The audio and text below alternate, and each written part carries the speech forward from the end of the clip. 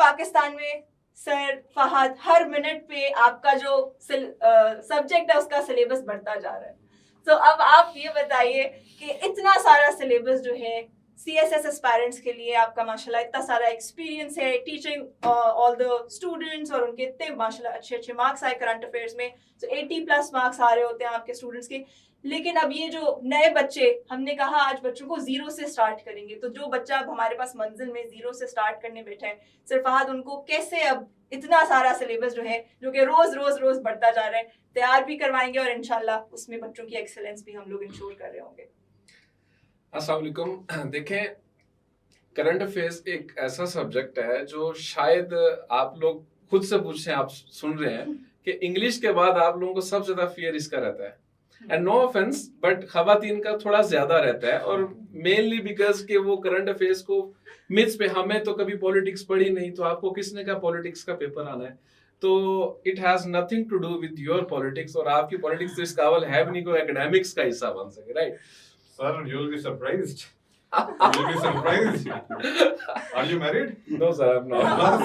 You'll be surprised. I'm happily unmarried. You'll be surprised one day. और दूसरी बात, current affairs को जब, जो सबसे बुरा मिथ है इसके बारे में कि जी साल के एंड तक नवंबर दिसंबर तक करंट अफेयर्स क्लोज हो जाएगा, तो हम ना दिसंबर में एक आध किसी अकेडमी का वो एक मैगजीन पकड़ेंगे और हम ना वहां से तैयार कर लेंगे। कर ले, मसला नहीं है, उसमें कोई मसला नहीं है। 45, 50, 55 भी आ जाएंगे, 60 भी आ जाएंगे, मसला नहीं है। आपने एक बहुत नुकसान किया। जो बच्चा इस पैटर्न पे जाएगा ना, उसको ये पता होना चाहिए कि अगर उसका DMC पे, चाहे वो पास है या उनका पास नहीं हुआ, अगर 700 स्कोर है ना, तो 50 इस एक डिसीजन के कम है। अगर 650 है ना, तो आपका 700 था अगर आपने ये डिसीजन ना लिया होता। अगर 600 है ना, तो आपका 650 था, और अगर 550 है, दैट मींस 600 था, इस डिसीजन ने 50 कम करवा दिया। करंट अफेयर्स सिर्फ फैक्ट्स याद करने का तो नाम है ही नहीं है।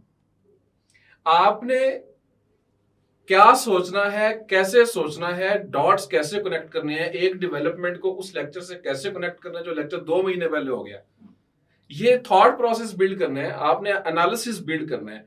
तो इसलिए ये कॉन्टिन्यूअस प्रैक्टिस का काम है, और ये डे टू डे प्रैक्टिस का काम है। आप इसको वो वाला ट्रीटमेंट नहीं दे सकते, कोई static subject like for example criminology है, उसका सिलेबस इवॉल्व नहीं होना, पंजाबी का इवॉल्व नहीं होना, तो आप उसको तो स्टैटिक ट्रीटमेंट दे सकते हैं। ये आपकी सारा साल की एक प्रैक्टिस है जो चलती रहेगी। तो इसमें थोड़ा सा ब्रीफली अगर आपको बता दें, तो आपका प्राइमरी सोर्स ऑफ अपडेट्स वो सोशल मीडिया तो चले हैं ही, लेकिन आप न्यूज़पेपर उसमें एक ऐड करेंगे, वो आप आज ही से शुरू कीजिए पढ़ना। आज ही पहला आप न्यूज़पेपर पढ़ें, उसमें नेशनल और इंटरनेशनल इश्यूज पढ़ने हैं आपने, और नेशनल इश्यूज वो पढ़ने हैं जिनका नेशनल लेवल इम्पैक्ट है, वो नहीं पढ़ने कि जो नेशनल न्यूज तो है लेकिन नेशनल लेवल इम्पैक्ट नहीं। For example economic crisis, energy crisis का नेशनल लेवल इम्पैक्ट है, बट कच्चे के डाकू का नेशनल लेवल इम्पैक्ट नहीं, वो लोकेलिटी का इशू है। सिमिलरली इंटरनेशनल इश्यूज 2 क्राइटेरियाज पे पढ़ेंगे आप, या तो वो इश्यूज जिनका इंटरनेशनल लेवल इम्पैक्ट है, या अगर इंटरनेशनल लेवल नहीं है तो कम से कम पाकिस्तान पे इम्पैक्ट है। For example Gaza Ukraine, international level impact भी है, पाकिस्तान पे भी है, दोनों टिक्स लग गए। लेकिन आजरबाईजान आर्मीनिया वॉर एक छोटा सा एक लोकल रीजनल इशू था, लेकिन पेपर में क्यों आया? उसका इंटरनेशनल लेवल इम्पैक्ट तो नहीं था, बट पाकिस्तान पे था, because of Pakistan close ties to Azerbaijan.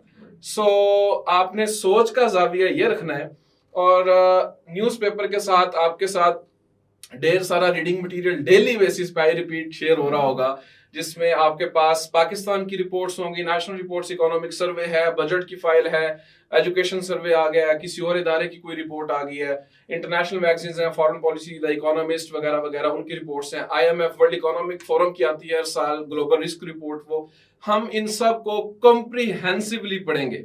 और आपने देख ही लिया होगा आगे, ऐसे वाले जो सर हैं, सर इकराम भी कह रहे थे कि इसमें अब तो करंट अफेयर्स की एक ऐसी डोमेन है जो एसए से लेके, और इस दफा तो पंजाबी का जो पेपर था उसमें सवाल आया हुआ था कि रूल ऑफ पावर पे चलने वाली सोसाइटी को बाबा फरीद की शायरी कैसे गाइड कर सकती है। तो अब आप देख लें कि करंट अफेयर्स तो पंजाबी में चला गया। सो आपको इसको अच्छा पढ़ना है, और एनालिसिस पढ़ के करना आएगा। आप स्टैटिक ट्रीटमेंट देंगे, अगर नवंबर में पढ़ेंगे तो वो सब्जेक्ट तो कवर होगा, लेकिन वो सारे सब्जेक्ट्स के साथ जो लिंक है और जो एनालिसिस है वो बिल्ड नहीं होगा। सो आपने हमारे साथ रहना और आपको ढेर सारा बहुत इंटरेस्टिंग कंटेंट जो है ना वो डेली बेसिस पे शेयर होगा आपके व्हाट्सएप ग्रुप्स में जो भी हमारे साथ आपके बनेंगे. Yes, very true कि you cannot see any subject in isolation. Yes. Rather, all these subjects are interrelated.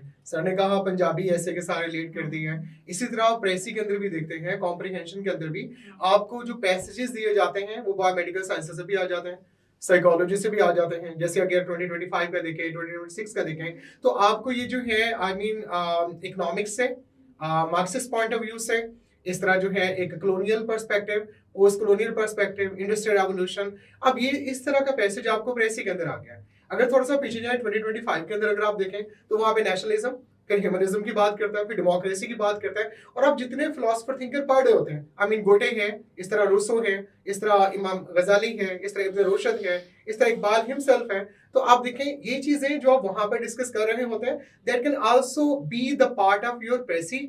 उसके बाद can also be the part of your I mean comprehension. तो उस तरह का रेलिवेंट पैसेज आपको यहाँ पर भी दे दिया जाता है.